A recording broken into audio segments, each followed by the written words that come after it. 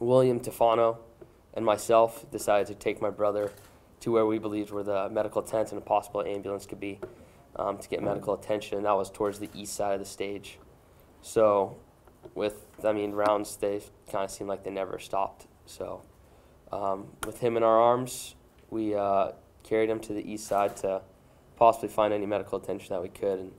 And when we got to that side, we saw a squad car, and there were a lot of people kind of on the other side taking shelter from the gunshots on that side of the car. So we placed my brother down there.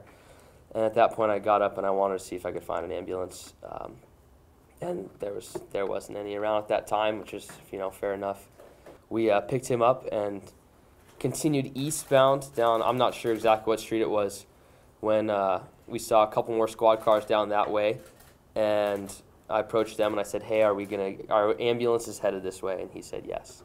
And that's when William stepped up, and he is one of my biggest heroes. He stayed with my brother and tended to him, because at this time, people started kind of flooding to where these cop cars were at, and there were multiple people injured, some life-threatening injuries. There was one shot to the neck, I remember, who was at that point, I knew that there needed to be, just like them, obviously, that's where training is we need to triage, and we need to make sure that the most important and critical patients get the help they need first. And so as the ambulances came in, I started to help triage.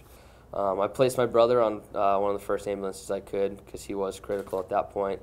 And I made sure that he was going. So he was going to Sunrise, so I knew where he was going. He's right now he's in stable condition. The bullet did not penetrate the lung. He does have a bad contusion to that left lung, and he's been intubated and sedated for the past 24 hours, 48 hours. Right now they're working on lung exercises to see if they can take him off the ventilator. Right before I left, we started that process, and he was able to breathe on his own.